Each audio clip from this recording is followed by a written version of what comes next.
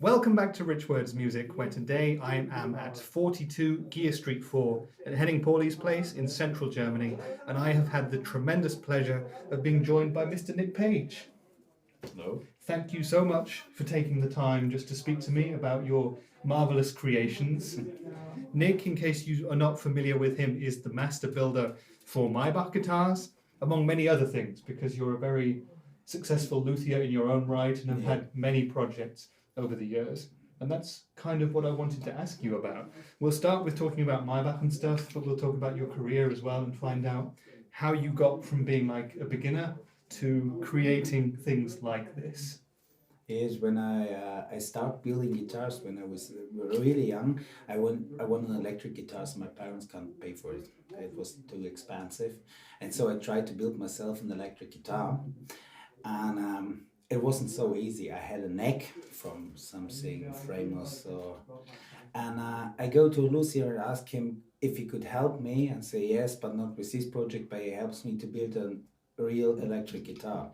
So I start working at his shop for getting my own guitar, and I don't go to school. Then they kicked me out of school because I wasn't there, and my parents say, now you have to work. And I go back to the Luthier and say, now I need a job, and he say, all right, you can work at my shop. And so it was age 15, I think. I was 15? 15, Wow. And so with 18 I was a professional guitar maker. Amazing. So you naturally got into it, and Yeah. it was all because there was no money to buy an electric guitar, so you decided, I'm going to make my own. Yeah, and I never had a choice, because it was just like they kicked me out of school, and now you have to do something. All right, okay, guitar builder school. Yeah. And I got the job. And you're still doing it now. Yeah, I'm still doing, and I love it. I still love it because there is everything I like. It's a little bit alchemist. It's a little bit woodworking. It's a little bit artwork. It's everything I like. So it's like playing. Yeah. It's just playing. It's like guitar playing. I go in my workshop playing with wood, playing with lac, playing with art stuff. So this is why I like my job. Yeah. Well, it sounds pretty cool. What about when you were a kid, before you decided to make a guitar? Were you one of those like kids who, when he gets a new toy or something, you wanted to take it apart and then put it back together again or something like this? I just put it apart. You just put it apart, okay. It's funny because I've talked to, a bunch of guys who make guitars, and so many of them are like this. I got my first toys as a kid, and instead of playing, I take it to pieces and then put it back together. But you didn't bother with the putting it back together. I'm just interested in how it works. Yeah. So you were always musical as well, I guess. Yeah, and that was why you wanted to play guitar. My father gave me a few bands from his his collection, and there was a Richie Blackmore Deep Purple album with Richie Blackmore on guitar, and this was the kick where I think, whoa, this is what I want. I want to play like this. Did you ever want to be like a touring musician as well and record albums, or were you always into the idea of building instruments? In the end, I never want to be a professional musician. Yeah, because I want to stay at home in my workshop. I don't want to travel around the world. Yeah, because I need my to be happy. I need my workshop. Yeah, and so musician for me is a horrible job because I'm never at home. No, exactly. In a tour bus. Yeah, 6 months every year. It's not my life. No. I live in a workshop, so this is why always my workshops are also my home. Yeah. Okay. So your first qualified luthier job at 18, what were you building at that point? It's like standard guitars, or was it already sort of pretty outside the box things? At this time, Paul Reed Smith was very famous with his guitars, and my first guitars was a kind of Paul Reed Smith style guitars. Yeah, okay. It takes time to create your own style. This is, I think with the idea of art, I was born, but you have to find it somewhere in yourself. So the first guitars was like Paul Reed Smith, and I like G-style guitars, the Gibson stuff, and I try to build things like this. And then I start creating my own stuff, and I have the guy I learned from, he was always like, stop copying stuff, make your own stuff, stop copy.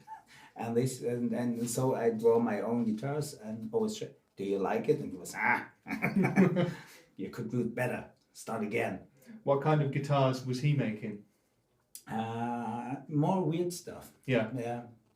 But yeah, he's copying.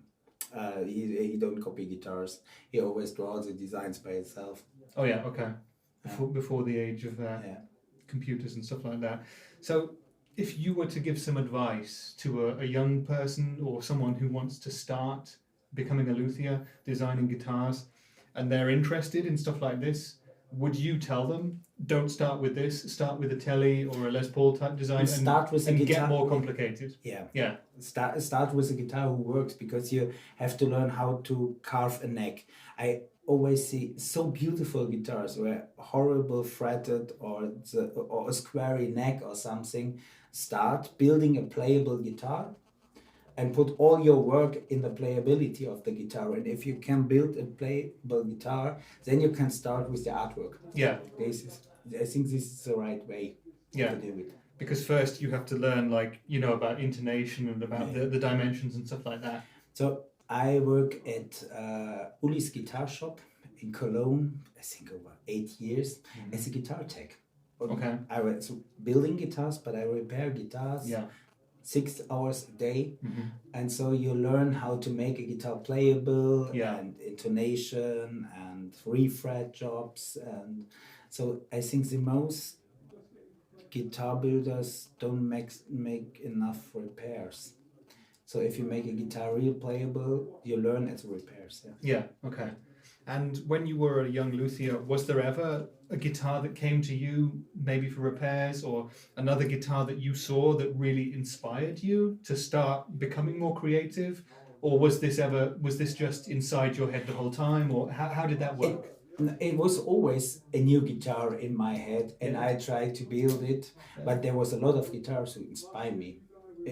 As a guitar shop repair guy, you get everything. Yeah. There's everything. There was a Tom Anderson guitars I liked because it was so modern at this time. Yeah. And there was a Sur guitars with a Bass Feeten tuning, and I was like a swamp. I love everything what's new at this time. And in this art stuff, this came later. The art and the style of the guitars.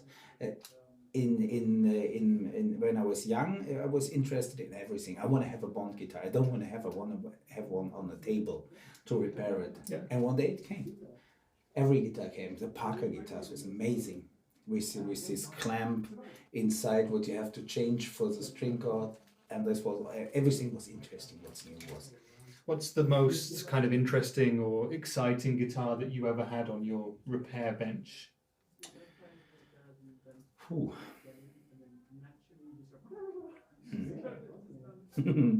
Or have you ever had anything I don't know. crazy?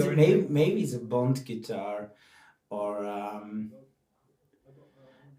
no, it's the most crazy guitar I had on the table was a bass, where I opened the trussrod cover and it falls out a piece of shit of hashish, at this size. And I repaired the bass and put it back. You put it back where it was. I can't steal it. Must be a touring musician trick or something like this. Yeah, something like this. Yeah. Yeah, but no. There is a 61 Stratocaster from a guy in Berlin. Was totally rotten. Oh yeah. I love this guitar, but it had no frets anymore. And no, and the bridge pickup, humbucker rounding, and everything is it's like it's a player guitar, and I love this guitar.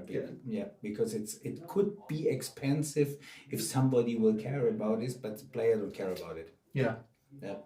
Talking about stuff like refrets and things like this. When you were a young luthier, did you have like a fear to do jobs like that? Were you scared of it? Because I know that putting frets on a guitar, it's a little bit risky for some inexperienced people. No, I wasn't. I don't have a fear for do it. It's just a respect. Yeah. Yeah. And I take my time. So when I get a new fret job, I always do it at night. So with all the time I need to make the job and put every fret with a heater iron off and take my time to do it. But I never was afraid about doing anything. I was so sure about my own handwork. So I think I can rescue it. If something happened, I just need time. I can rescue it. So you always had that confidence. Yeah, that's cool. So, and I had this guy who showed me how to do it. And at first we hammer the frets in, but now I'm using a press because it's much more professional. Okay. But I learned all the old techniques from him. So like the way they did it before, you know, Plek machines and stuff like this. No, before presses. In the beginning of guitar building, you hammer it in with 3, 1, 2, 3, and you don't have. If you need a 4th one, it's broken. So you can put it out and put it new in, and for every fret. And this is what I learned from him. And now we're using all this stuff from Stuart McDonald, where you have a press, press it exactly with the right radius into the fingerboard. It's much more professional. Okay. So going back to your early career, you made your first years of experience as a young luthier building PRS copies or whatever it was. What was the next step after that? The next step was I would create a guitar like the next step was I moved to Berlin first. I moved to Berlin, and this city gives you power. Everybody's making art, everybody is an artist, and I think this is a real input to make my own design. So I started creating my own guitar. This is this Baron shape what I do, and this is the first guitar where I'm sitting over weeks just for drawing a guitar and make it perfect and build prototypes and everything. And I think this was the next step to make a guitar complete, different to everything else, but playable like a guitar. This was the idea, was I make something new, but the musician have to need the feeling from an old guitar what he played for years. This was the idea, and this takes me years to make it. But now it's perfect. Now it's a round thing, and we will also bring it from under the Maybach label. Oh right, in a few years. So at the moment you can only get those as a page guitar, right? But at the moment I do 1 or 2 page guitars a year because I'm busy with Maybach. Everything else Maybach, Okay. When did you start working with Maybach at first? I think now it's 2 years ago. Okay. But I work with Tony from Maybach 15 years now. We start with could you make him, could you draw me a tailpiece or things like this, and then we create the conveyor guitar. This is a design what from me you see it if you see the guitar. So this is I think 5 years ago or 2017. I found the template where it's on. It's the Maybach Guitars 2017. I draw the guitar. I think it's the conveyor guitar. This was the beginning. No, this was just the beginning, and then it comes more and more and more. And now I'm caring about the serial production and make the custom shop. So you're the master builder. You also take care of serial production. Tell me about the Maybach range, because Krenar and we shot a companion video to this. We played 4 or 5 master builds, but there is a standard range as well. You didn't play, there was a Les Paul upstairs. We played the one. No, it wasn't a Les Paul, I don't think. No, there was a Lester, for sure, We played the Lester. Cut it out. Makes me trouble. Exactly. I'll get sued. So there are, at Maybach we make 3 different lines. The first line is standard. This is built in Czechia. It's all the models we have with nitro finish, selected wood and everything. Then is Custom Shop is the second line. Custom Shop is also made in Czechia by we selector wood. Yeah, and they have the different kind of wirings and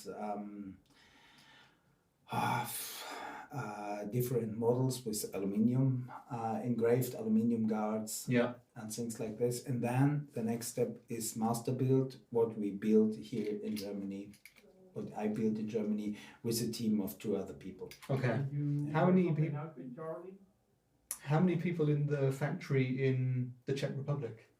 I don't know. Oh. Next question. I don't know. I just talked to a few of them. They say, no, I don't know. Do you know how many guitars per year Maybach is building? Because it seems to be getting bigger and bigger. Oh, No? I Also don't know that. No. My business is the custom shop. All right, so let's talk about your business then. Let's talk about the custom shops. Yeah. You've been doing this for like 2 years with Maybach. What was your concept when you came in to start making a custom shop range? The idea was to make in one-off guitars like I do them on under my own name, and with my own brand. But we realized very fast that it's not so easy because we sell to dealers, and if you have a one-off guitar and say, "Hey, I have one guitar," everybody say, "I want it." So now we're making this. We take this step and making limited run of 5. 5 of each model, These both guitars what we have here now they are old models from the one-off series, but this one, there, could you show it? Yeah. This is one of the first 5 runs. So I make 5 of them, a run of 5. Yeah.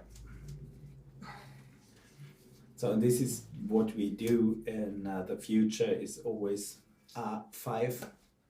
From the same model, and then this is why I don't work alone now. This is why I have this team from 2 more persons, because I can't do 5 of these guitars by myself in the same time. So this is what we find out, what making sense and what make us a little bit more less stressless working. No, for sure. Yeah. Was it complicated to make the increase from 1 guitar to 5 guitars in a run?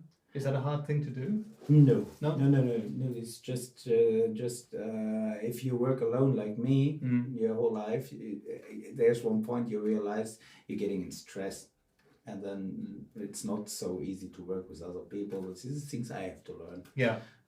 After 25 years working alone.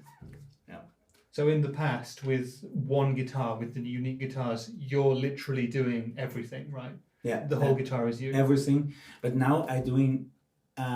It is just I do just let there's one guy who's spraying layers for me, because so I made the finish. Yeah. I made the artwork, but it's somebody spraying the layers because it just take time.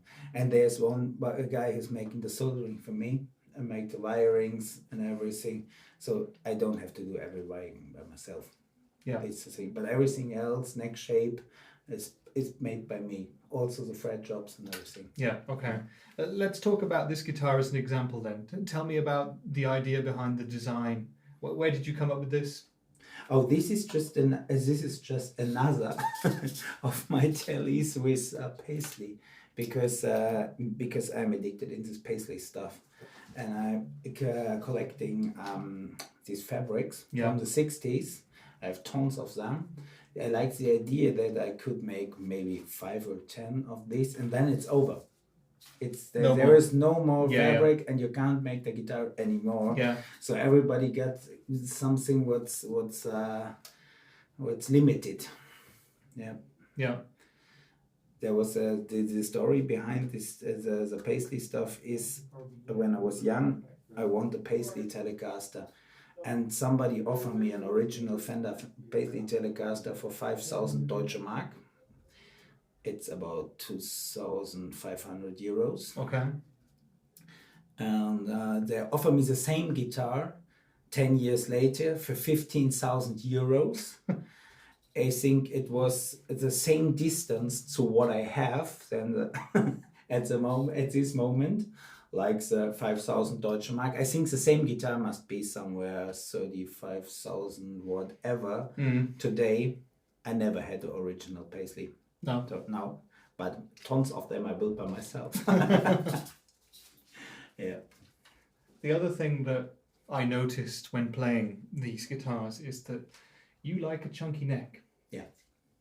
Why? I mean, obviously... Because it's made the tone. Yeah, it's the common thing people say, more wood is more tone in the neck. More wood is more tone. This is always the thing with the musician. I heard about people who building race cars has the same problem like us. Yeah, so the guy who built a race car wants to do something or make it faster and faster and faster, and the pilot says, yeah, but it has to be drivable. And this is the same. We won't do squarey fat necks because they're the best tone. Yeah. So we have to find out something, a way. You have to find a way what the people like to play. So this is why I think this neck is not so chunky like this. Yeah, it's a little bit thinner, but it's still a big neck. For me personally, I think it's a big neck. For me, it's a slim one. Yeah, and then this is so I find out there are some profiles you can leave much more material on the neck, and the musicians like to play it. But in the end, you can order at the custom shop everything because I carve them by hand. Yeah, it's no problem to make it thinner. Yeah, how long does it take you to carve a neck? Just to carve the neck. From the shape, it's about 30 minutes, but you have to sand it and to correct the contours and check if it's really fit into the hand. It stays longer. I think 2 hours, something like this, just for the neck profile. What about the build process for an entire guitar? How long would it take to build, for example, this here? I really don't know, because I'm working on 10 guitars at the same time, and I never stand there with the watch and stopping the time. And I only know it by necks, because one day I start and say I have to do 5 necks, and so I know it's around 2 hours per neck. But this without finish. Then you have to finish it and you have to age it. It's just for the neck profile. Yeah. When someone orders a custom guitar from Maybach, how long is the waiting list generally? Oh, this is difficult to say in an interview situation like this, because we are working to make it faster. At the moment, we had a big list, but we had a few problems with materials. There was no guards, there was no this. We had the same situation like everybody, or like the people who building cars or something like this. We don't get the stuff at the moment. Yeah, well, in the amp industry as well, it's like chip shortages and stuff like that. Yeah. Terrible. It's horrible. Yeah. So in the end, I can't say something serious about it. Okay, because the time went up. Yeah, since COVID. I don't know. We have an order for guitars in blue with a tortoise guard, and the bodies are totally finished. We finished the guitars. In the end, I steal the necks because I have for another project, because I have no tortoise guards. There is no tortoise material to make it from. Yeah. So no chance to bring the guitars to the customers. Yeah. When it comes to the woods, though, you've got a pretty good situation with Tonewoods, right? A pretty good collection. Yeah. From the wood. Yeah. We have enough good wood because I'm addicted. And I have luck. This is a lucky situation with Tony, because he and me has the same hobby. The hobby is buying wood. Buying wood. Yeah. That's a good hobby. Yeah. Yeah, I did an interview with Uwe Schulch from Tonewoods Guitars, and he has a similar sort of thing. It's like sometimes someone gives him a call or something and says, "Hey, I just heard there's a crate of wood somewhere. Maybe you want to get it." And he's going to get in his car and drive a long time to get to that good wood. It's the same for you, right? Yeah, it's the same. Tony is directly jump into the car if you heard about, and drive to Switzerland and buy something there. And this is why we have good wood. Yeah. So you prefer to work with older woods, right? We dry them. The most stuff I dry by myself. So I buy now the wood what I will build guitars for in a year. Yeah. It is dry when I bought it, but minimum a year, I think. But now we're getting a good situation that there's this what is called bacon wood. Is it bacon? Baked. Baked wood is coming up, and you can buy it somewhere. And this stuff I like because I like to work. It's not so easy to work with. Yeah. But it sounds old. I have a big experience to work with old wood. But this stuff it really sounds like old wood. Is that the kind of thing that we see with like baked maple fretboards and stuff already, and roasted maple necks and stuff like roasted. That was the word. Roasted. Roasted. Yeah. Okay. Roasted wood. This is what I want to use. Yeah. This is what we choose also for the serial production because it is stressless. It stays straight forever. It is in the end most of them are lightweight wood because it goes a little bit losing water, so it gets more light. Yeah. And it is every guitar I built from sounds amazing. Yeah, we had this. The right one is not here. This one is complete built from. Control to get it. Yeah. So you say they all sound great. The roasted maple. Do you think that it's not even only the maple on this guitar? Is also the body made from roasted alder. Oh, really? Okay. Yeah. This one is roasted mahogany, and this one is just neck roasted. Okay. Would you say that roasting leads to a different tone? Or is this is where I worked a lot with old instruments, and it sounds like old wood. Okay. This is what it really works. This process works. Yeah. Okay. Did you guys have a problem in 2017 when there was the CITES regulations with rosewood and stuff like this? Was that a problem for you? The restrictions? I wasn't at Maybach at this moment. I know this just with my company. We didn't have that problem because we had the Brazilian rosewood with papers always. Okay. Because I'm not one of these guys who are using this stuff because it's like ivory. It could be a bad stuff if you don't have papers. Yeah. So I only built instruments with papers. And for these standard fingerboards, I think if you order them from somewhere, I can't remember how it was.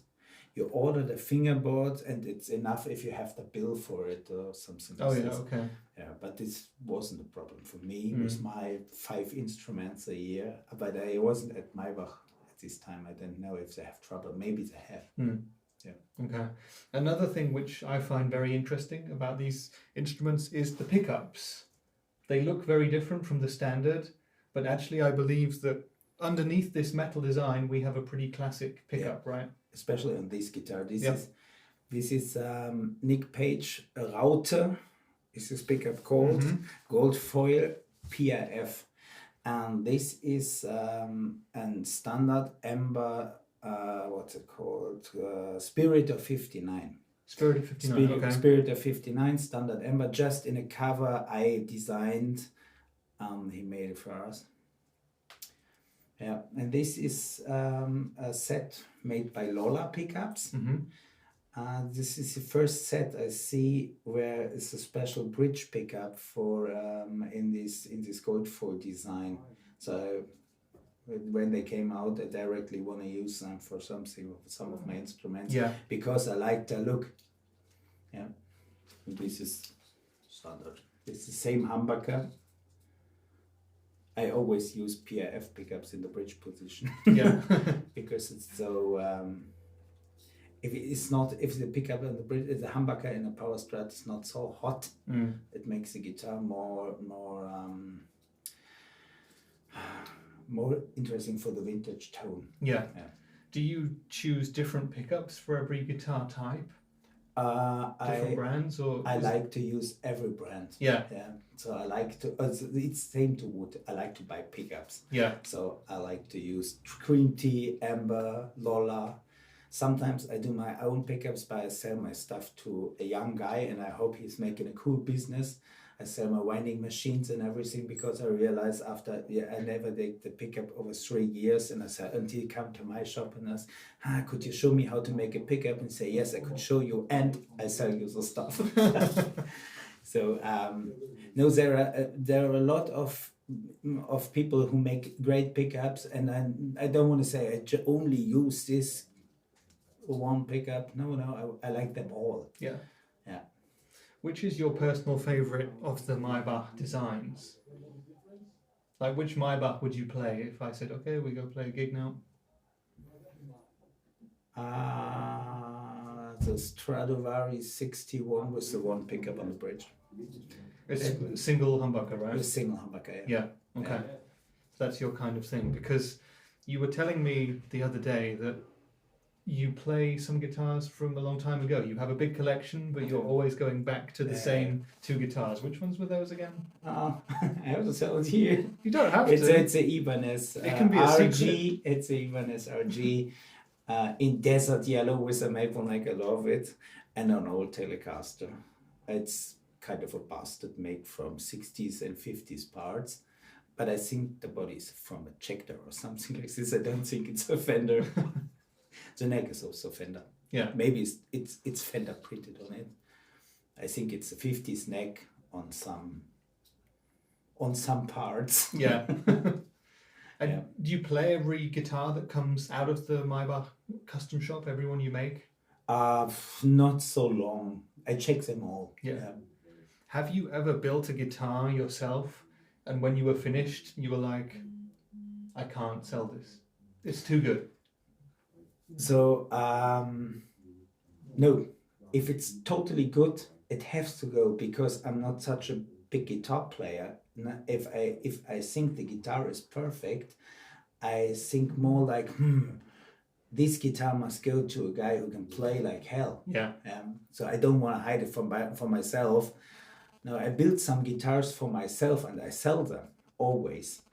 There are some guitars in the last 3 ones I hammered in the back, built for Nick Page, because I hope this must be something to let them stay at my house, but they're all gone now. And if you were to order a guitar from another luthier somewhere in the world, have someone else make you a guitar, what would you choose, and what would it be? It's hard because Tony Simati is dead. I think it would be a Benedetto, from Bob Benedetto. Yeah. I'm not familiar with those guitars. I mean, I know of them, but I've never. I like been Archtop near one. guitars. Yeah. Yeah. Or maybe something from Claudio Pagelli. Something weird. So the guitars, I am interested in guitars so I can't build by myself. Yeah. So interesting is an Ibanez Chrome Boy guitar, because I can't build a Chrome Boy. I don't have the material to make the body, and so for me always instruments are interesting. I can't build by myself. Okay. Talking about brands like Ibanez, what do you think about the newest kind of progressive metal guitars? You know, let's say brands like Ibanez make headless guitars now with fan frets. There are other companies like Kiesel, for example. Yeah. Guitars, they look totally different instruments compared to the kind that you're making for Maybach. What do you think about those? Oh, I like it. Yeah? I like everything that's about guitars. Yeah. Yeah. This is I like different music and I like different guitars. This is just a style of mine. But I also like this headless stuff. And I'm not sure about the fannet frets because I can't play it. It's just because I can't play it. It looks amazing. But I also like headless guitars, and I like carbon guitars. I like guitars in the end. Yeah. Acoustic guitars? Everybody needs one. They do. Yeah. Have you ever built any? Yeah. I made just one model. It's called Blues Machine. Yeah. Yeah, this is just one design. It's a little bit offset, and it's a beautiful guitar. And but I don't sell so much of them because for me it was hard. If your workshop is built for electric guitars, it's a little bit different kind of work if you work with acoustic guitars. Yeah, totally different build process. Yeah. And this was my problem. So to do the same in the same workshop is hard. Yeah. You're doing this at the moment with Maybach. What about future plans for Nick Page Guitars, for Maybach? Is there anything exciting coming up that you can tell me about? The future is definitely with Maybach. Yeah. Yeah, I see myself at the Maybach company because they let me do what I want. Yeah. So, and in the end, I think the future is more own designs, making with Maybach, own guitars. Also, we do the classical guitars and standards, but we go more and more to our own designs. Yeah. I think this will be the future. Yeah. And do you think the custom shop is going to expand, or will you keep that on the level where you have control personally over everything? Maybe we have to expand a little bit. Yeah. Yeah. But it's hard to find people. My problem is to find the people who work with me on the same level. It's not about that I think you have to do the same work like me. Yeah. It's just the same mentality level, to build guitars together. Yeah, the passion is one thing, right? You have to want to do it. And so this is if I found more people who work with me on the same level. So I have 2 people that are amazing, but for more guitars we have to be more people. Yeah. Yeah. And they are hard to find. If you find more people, we could do more guitars.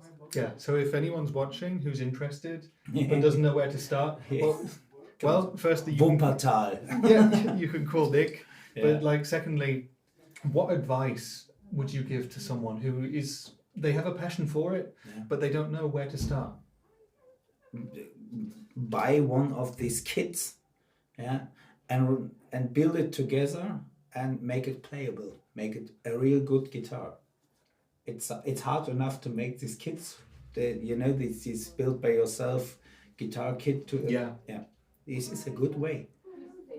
This is a start with making the kit and then talk to the Luthiers. We need people. Well, I think that's probably a good point where we can finish this. Yeah.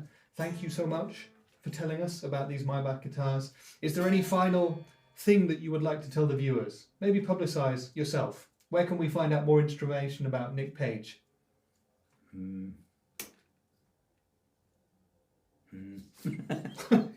No. You should check him out on his website, and you should check out Maybach Guitars on the Maybach Guitars website. I think my website is updated 2014. Okay, maybe don't check Nick's website then, because all those guitars are sold. But there were a lot of amazing guitars there. Yeah, but check it out. But the main reason for this is to look at these wonderful Maybach Custom Shop guitars, to hear the stories that you've just told about them, and to go and look at the other video with Crenat where him and I are playing them, so you can hear them too. And I think now we've told the story pretty well, and hopefully some of you guys watching might be interested to check these guitars out a bit more seriously, and then everybody wins. All right. Yeah. So once again, thanks to Nick Page. And of course, I have to say thank you to Henning Pauly and to everybody else involved in running 42 Gear Street 4. It's been a great event. There's been lots of great guitars, lots of great people here as well. So a fantastic one. And I look forward to next year. But that was it for today's video. I've been Rich for Rich Words Music, and I will see you in the next one. Bye for now.